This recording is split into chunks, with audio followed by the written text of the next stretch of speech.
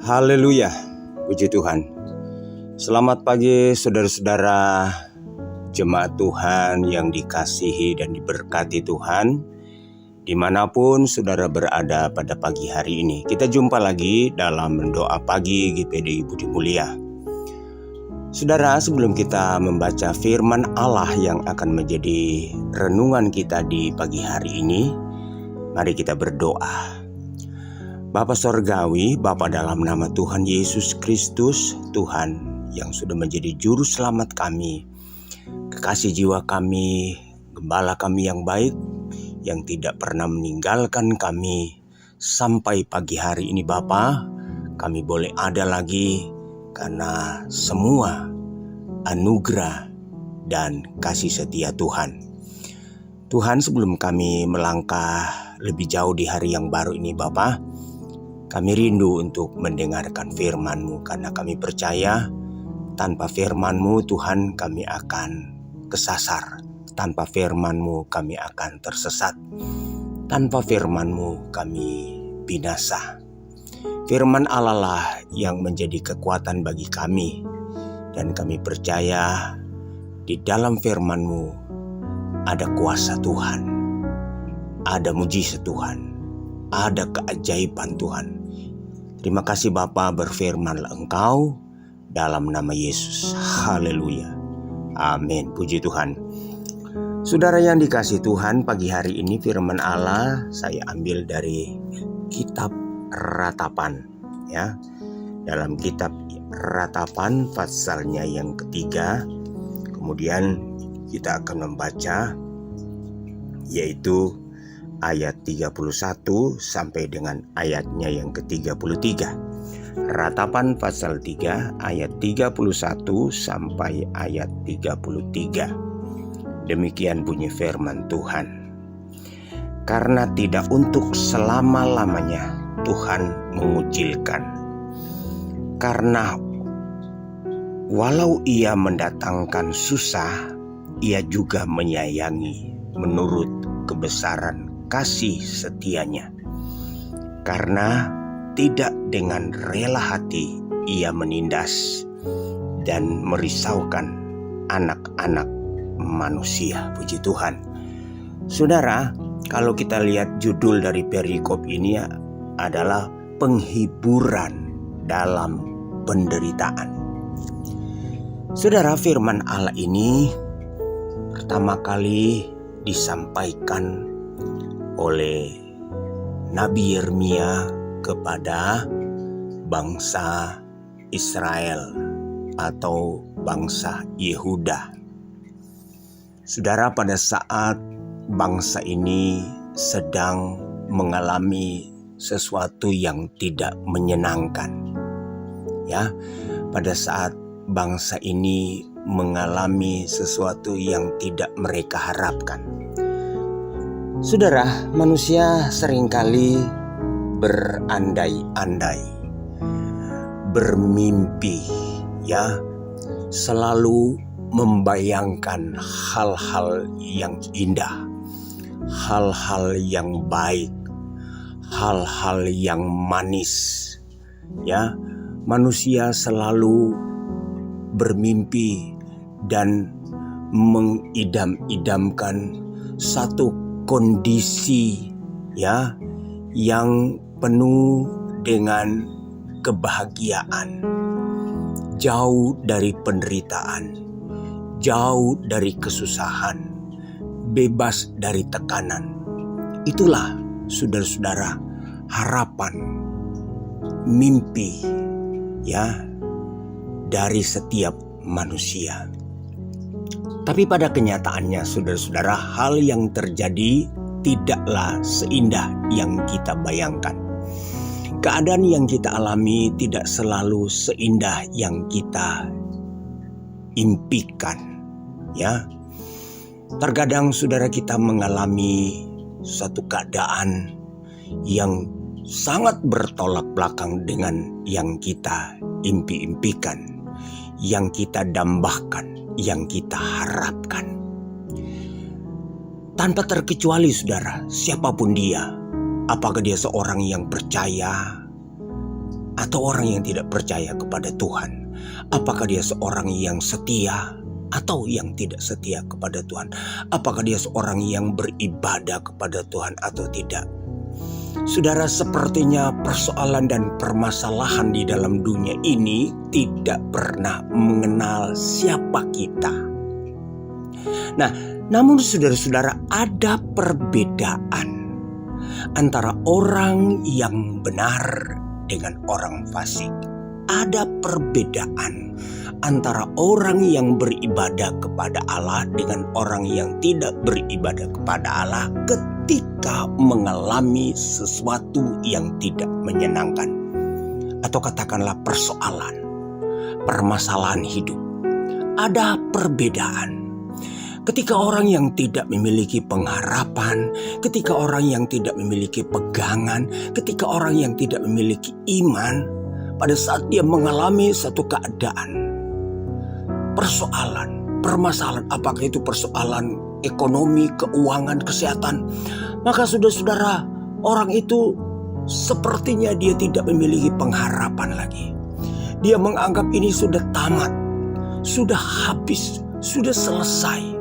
Ya, tetapi berbeda dengan orang yang berharap kepada Tuhan, dengan orang yang beribadah kepada Tuhan, dengan orang yang setia kepada Tuhan. Saudara, ada saatnya memang kita alami. Nah, ketika kita mengalami sesuatu, penderitaan, persoalan, permasalahan, tekanan, saudara, tidak selamanya berakhir tragis, tidak selamanya berakhir dengan kekecewaan.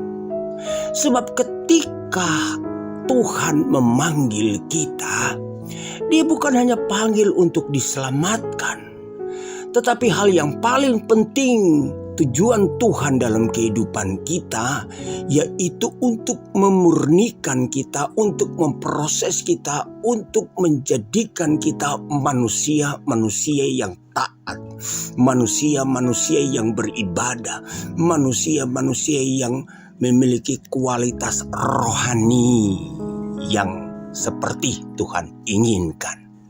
Nah, saudara, saya ingat di dalam Ibrani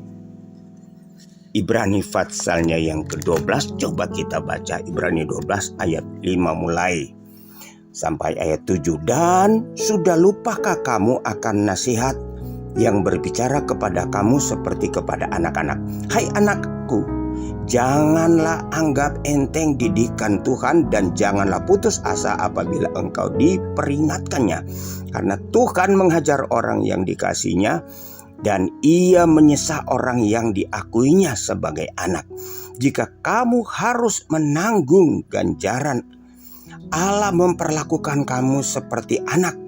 Di manakah terdapat anak yang tidak dihajar oleh ayahnya? Haleluya. Saudara, ya, kita harus bisa mengerti, kita harus bisa memahami sebagai anak. Kita harus tahu ketika kita mendapat ganjaran, ketika kita mendapat didikan, ketika kita mendapat saudara-saudara dihajar, tidak selamanya saudara-saudara itu sebagai wujud kebencian, tidak selamanya itu sebagai wujud murka, tetapi saudara-saudara di dalamnya mengandung pendidikan. Ada kasih. Di manakah seorang bapak ketika melihat anaknya nakal, ketika anaknya salah kemudian dibiarkan? Itu bapak yang jahat. Bapak yang baik ketika melihat anak salah ditegur, ketika anak itu membandel diajar, diberikan pengajaran, dicemeti, dicambuk. Tujuannya apa? Supaya anak itu balik, supaya anak itu sadar, supaya anak itu menjadi baik, supaya anak itu tidak binasa, supaya anak itu tidak tersesat, supaya anak itu tidak celaka. Di manakah seorang bapak yang membiarkan anak berbuat salah kemudian dibiarkan saja? Itu anak, firman Allah katakan, anak gampangan. Kalau kita anak, maka kita harus menerima didikan, kita harus menerima pengajaran dari Tuhan. Saudara, tidak selamanya. Sebab selalu ada pengharapan di ujung dari sesuatu yang kita alami. Mungkin kesusahan, mungkin Tuhan sedang membentuk kita.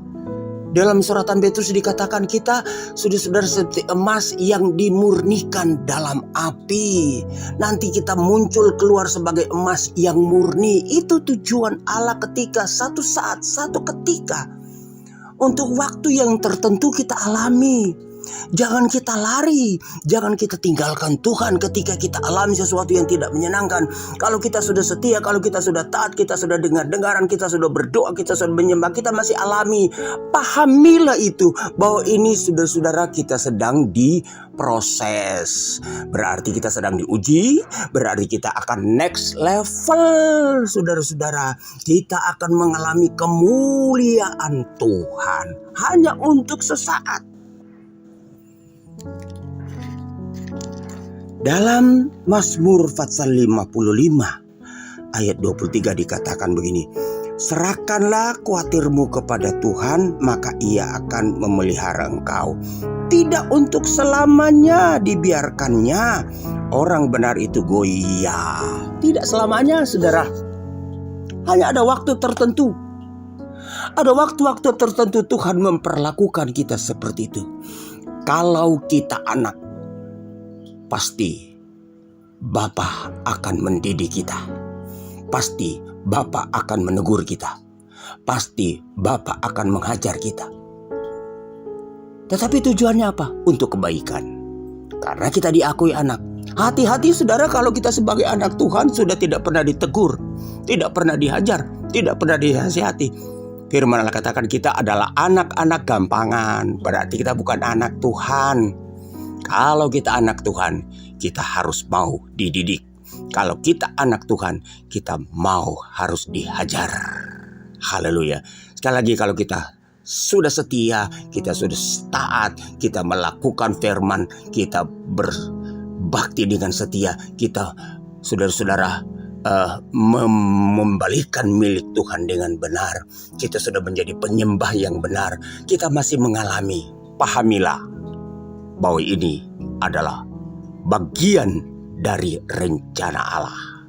Dia sedang membentuk kita, Dia sedang memproses kita supaya kita menjadi anak-anak Tuhan yang tulen. Haleluya. Tuhan Yesus memberkati. Saudara, di dalam Tuhan selalu ada pengharapan. Jangan engkau putus asa ketika engkau ditegur. Jangan engkau putus asa ketika engkau dihajar. Semakinlah dekat kepada Tuhan, semakinlah merendahkan diri kepada Tuhan. Engkau akan lihat ada saat-saatnya, waktunya Tuhan, Dia akan angkat engkau. Engkau akan next level. Haleluya. Tuhan Yesus memberkati kita semua pada pagi hari ini. Mari kita berdoa. Bapa di sorga, Bapa dalam nama Tuhan Yesus Kristus, firman Allah sudah kami dengar. Firman Allah sudah hamba sampaikan. Siapapun dia yang telah mendengarkan firman Allah, biarlah Roh Kudus menjamah, supaya dia sadar, dia tahu bahwa dia adalah milikmu, dia adalah anakmu. Kalau dia sedang mengalami sesuatu yang tidak diharapkan, sedangkan dia sudah setia, taat, berbakti, melakukan firman, berarti Tuhan sedang membentuk dia. Kuatkan dia Tuhan, supaya dia tetap dalam prosesnya Tuhan. Bapa, hamba berdoa kalau ada umat-umatmu yang saat ini dalam keadaan sakit. Hamba berdoa dari tempat ini Bapa, dalam nama Yesus, jamah dan sembuhkan mereka. Sakit penyakit apapun, jamah sembuh dalam nama Yesus. Mereka yang dalam persoalan permasalahan, hamba berdoa dalam nama Yesus, Tuhan berikan jalan keluar, Tuhan berikan penyelesaian. Terima kasih Tuhan, kami masuk di hari yang baru ini Bapa, dengan penuh ucapan syukur dalam nama Yesus. Haleluya. Amin. Puji Tuhan, selamat pagi, Tuhan Yesus memberkati.